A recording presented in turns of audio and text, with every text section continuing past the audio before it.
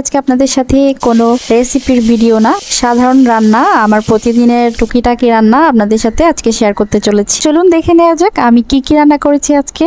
এখানে আমি কুমড়া শাক নিয়ে নিয়েছি, আর কুমড়া শাকগুলো আমি কেটে ধুয়ে পরিষ্কার করে নিয়েছি, আর পানিটা ঝরানোর জন্য একটা খাঁচার মধ্যে নিয়ে নিয়েছি, আর নিচে একটা বোল দিয়ে দিয়েছি। এটা একপাশে রেখে দিচ্ছি। আর আজকে আমি আলু দিয়ে কুমড়া শাকটা রান্না করব, আর আলুগুলো এভাবে আমি চারকোনা করে কেটে নিয়েছি। তবে আপনারা চাইলে ডাল দিয়েও রান্না করতে পারেন, যে কোনো ডাল দিয়ে। এখানে মাছ রান্না করব, রুই মাছ নিয়েছি আমি। মাথা আর লেজটা রেখে দেব, আমি এগুলো শাকের মধ্যে মাথা আর লেজটা দেব, আর বাকিগুলো রান্না করব। তো এগুলোর মধ্যে আমি প্রথমে লবণ দিয়ে ভালোভাবে পরিষ্কার করে নিচ্ছি। লবণ আর লেবুর রস দিয়ে আমি এটা ভালোভাবে ধুয়ে নিচ্ছি, কারণ মাছের মধ্যে একটা আঠালো পদার্থ থাকে, দেখতে পাচ্ছেন মাথার মধ্যে এটা বেশি থাকে। তো লবণ আর লেবুর রস দিয়ে যদি এটা না পরিষ্কার করা হয় সেক্ষেত্রে এগুলো কিন্তু বের হয় না। তো এগুলোর মধ্যে আমি এখন লেবুর রস দিয়ে দিচ্ছি। বিশেষ করে মাথার মধ্যে একটু বেশি দেওয়ার চেষ্টা করবেন। লেবুর রস অথবা ভিনেগার যে কোনো একটা দিয়ে ভালোভাবে পরিষ্কার করে নিতে হবে। লবণটাও একটু বেশি করে দিবেন এই পর্যায়ে। এরপর ভালোভাবে হাত দিয়ে 2-3 মিনিট মাখিয়ে নেবেন। এরপরে ভালো মতো পানি দিয়ে ধুয়ে নিতে হবে 3-4 বার করে। লবণ আর লেবুর রস দিয়ে ধোয়ার কারণে মাছের মধ্যে যে ময়লাগুলো থাকে সেগুলো বের হয়ে যায়, প্লাস যে রক্তগুলো থাকে ভেতরে জমাট বাঁধে সেই রক্তগুলো কিন্তু বের হয়ে যায়। আর মাছের ভেতরে পেটের মধ্যে কালো কালো কিছু অংশ থাকে, সেগুলো ভালোভাবে হাত দিয়ে পরিষ্কার করে নিতে হবে। তো এটা আমি অফ ক্যামেরায় খুব ভালো মতো করে 3-4 বার পানি দিয়ে ধুয়ে নিয়েছি। আর লেজ আর মাথাটা উঠিয়ে নিচ্ছি শাকের জন্য। আর এখানে 6 পিস আছে, আর এই 6 পিস দিয়ে আমি রান্নাটা করব। শুধু মাছটা আলাদা করে রান্না করব, আর শাক দিয়ে লেজ আর মাথা দিয়ে রান্না করব। তো লবণ হলুদ মরিচ দিয়ে মাখিয়ে নিচ্ছি। এটা আমি প্রথমে ভেজে নেব, কারণ আমার হাজব্যান্ড এটা ভাজা ছাড়া খায় না। তো আমি প্রথমে হালকা 2-3 মিনিট এটা দুই পাশ ভেজে নেব, তার জন্য হলুদ লবণ মরিচ মাখিয়ে নিচ্ছি।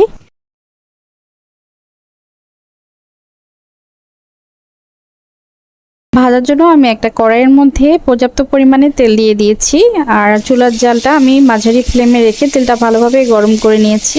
মাঝারি আঁচে রেখে আমি প্রতি পাশ 2 মিনিট করে মোট 4 মিনিট ভেজে নেব। এর থেকে বেশি আসলে ভাজার প্রয়োজন নেই, কারণ আমরা এটা রান্না করব। অনেক বেশি যদি এটা শক্ত করে ভাজা করা হয় ক্রিস্পি করে, সেক্ষেত্রে কিন্তু এটা রান্না করলে খেতে ভালো লাগে না, রসকস চলে যায়।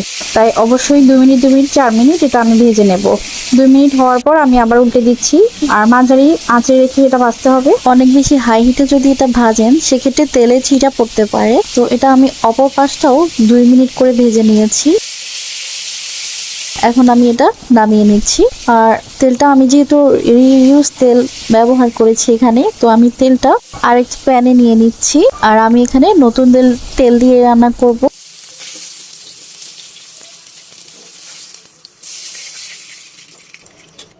তেলটা আমি উঠিয়ে নিয়েছি, আর এখানে আরও 2 টেবিল চামচ মতো তেল দিয়ে দিয়েছি। 1/3 কাপ মতো আমি পেঁয়াজ কুচি দিয়ে দিয়েছি, আর পেঁয়াজটা আমি একটু হালকা নরম করে ভেজে নিয়েছি। তো এই পর্যায়ে আমি এখন এতে রসুন দিয়ে দেব 1 চা চামচ। আমি এখানে রসুন কুচি দিয়ে দিচ্ছি, আর সেই সাথে 3-4টার মতো কাঁচামরিচ আমি ফালি করে দিয়ে দিয়েছি। এখন রসুনটাও আমি পেঁয়াজের মধ্যে 1 মিনিট মতো ভেজে নিয়েছি। চুলার আঁচটা এ পর্যায়ে আমি এখন কমিয়ে দেব একদম। এখন মশলাগুলো দিয়ে দিচ্ছি একে একে।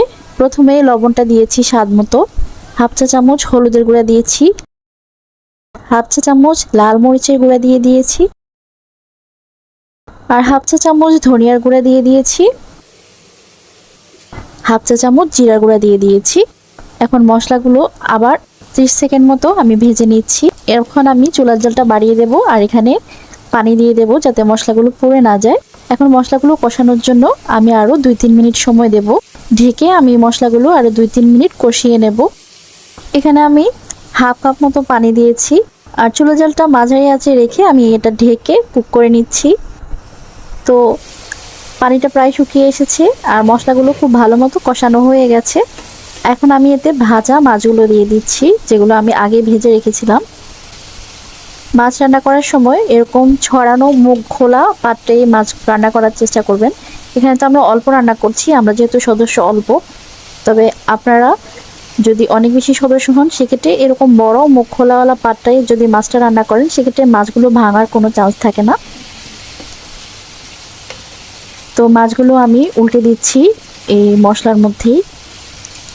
উল্টে দেওয়ার পরে এখন আমি এখানে পানি দিয়ে দেব মাছগুলো ভালোভাবে কুক হওয়ার জন্য।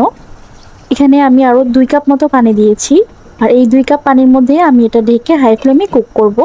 মাঝে মধ্যে প্রয়োজন হলে একটু নেড়ে দিবেন। তো দেখতে পাচ্ছেন এখানে আমার মাছগুলো হয়ে গেছে, পানি প্রায় শুকিয়ে গেছে। এ পর্যায়ে এসে আমি লবণটা চেক করছি, আর আমার লবণটা একদম ঠিক আছে, আমি আর লবণ এক্সট্রা করে দিচ্ছি না। মাছের মধ্যে চেষ্টা করবেন টমেটো দিতে, তাহলে মাছটা খেতে আরো বেশি ভালো লাগে। এ পর্যায়ে এসে একটু ধনেপাতা দেওয়ার চেষ্টা করবেন। এখন আমি শাকটা রান্না করার জন্য আলুগুলো সহ 2 কাপ পানি দিয়ে দিয়েছি। আলুগুলো যেগুলো আমি প্রথমেই কেটে রেখেছিলাম। এখন স্বাদ মতো লবণ দিয়ে দিচ্ছি। এখন মশলাগুলো একসাথে দিয়ে দিচ্ছি। হাফ চা চামচ জিরার গুঁড়া দিয়ে দিয়েছি প্রথমে, এরপরে হাফ চা চামচ ধনিয়ার গুঁড়া, 1 চা চামচ উঁচু করে লাল মরিচের গুঁড়া, হাফ চা চামচ হলুদের গুঁড়া, সবকিছু দিয়ে একটু ভালোভাবে মিক্স করে নিচ্ছি। এ পর্যায়ে কালারটা চেক করবেন তরকারির। এ পর্যায়ে যদি কালারটা পারফেক্ট আসে তাহলে পরেও কালারটা ঠিক থাকবে যখন আমরা শাক অ্যাড করব। শাকের মধ্যে রসুন বেশি দিতে হয়, তাই আমি 2 চা চামচ রসুন কুচি দিয়ে দিয়েছি, আর একটা মাঝারি সাইজের পেঁয়াজ কুচি করে দিয়ে দিয়েছি। 4টা কাঁচামরিচ ফালি করে দিয়ে দিয়েছি। যে লেজ আর মাথাটা রেখে দিয়েছিলাম মাছের, সেই লেজ আর মাথাটা দিয়ে দিয়েছি। এখন আমি আলুগুলো সিদ্ধ করে নেব ঢেকে, আর মাছের ফ্লেভারটা যাতে ঝোলের মধ্যে বা পানির মধ্যে চলে যায় ততক্ষণ পর্যন্ত আমি এটা কুক করব। এখানে আপনারা মাছের মাথা বা লেজের পরিবর্তে চিংড়ি মাছ দিয়েও করতে পারেন, তবে চিংড়ি মাছের মধ্যে প্রচুর পরিমাণে অ্যালার্জি। আমি এখানে 2 কাপ পানি দিয়েছিলাম, আর দেখেন এ পর্যায়ে কিন্তু পানি প্রচুর শুকিয়ে গেছে। এখানে 1.5 কাপ মতো পানি হয়ে গেছে, 2 কাপ থেকে কমে গেছে। আর আলুগুলো আমি চেক করেছি সিদ্ধ হয়ে গেছে।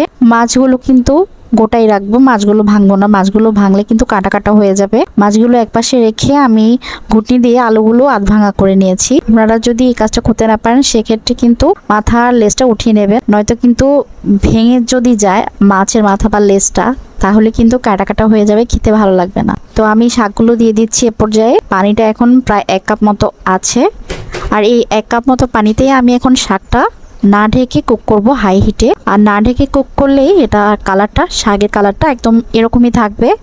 যদি ঢেকে কুক করা হয় সেক্ষেত্রে কিন্তু শাকের কালারটা অন্যরকম হয়ে যাবে। না ঢেকে আমি হাই হিটে এটা 5 মিনিট কুক করে নিয়েছি, আর দেখেন শাকের কালার কিন্তু পারফেক্ট আছে আর ঝোলঝোলও আছে। আমি লবণটা চেক করছি, যদিও বা আমি এটা আগে চেক করে লবণ অ্যাড করেছি। এখন আর লবণ দেওয়ার প্রয়োজন নেই, আমি চুলার জালটা বন্ধ করে দিয়েছি। আর এটা না ঢেকে এভাবে রেখে দেবো কতক্ষণ। ঢেকে রাখলে কি হবে, এটা শাকটার কালারটা চেঞ্জ হয়ে যাবে। আমি এখন শাকের মধ্যে বাগার দেব। চুলায় আমি একটা প্যান বসিয়ে দিয়েছি, তাতে আমি 2 টেবিল চামচ মতো তেল দিয়ে দিয়েছি। আর এই তেলের মধ্যে 2-3টা রসুনের কোয়া আমি থেতলে দিয়ে দিয়েছি, আর এই রসুনগুলো আমি লাল লাল করে ভেজে নিচ্ছি। হাই হিটে ভাজবো। তো হাই হিটে যখন এরকম সুন্দর একটা কালার চলে আসবে তখন সাথে সাথেই আমি শাকের মধ্যে এই গরম তেলটা দিয়ে দেব, সাথে সাথেই ঢেকে দেব।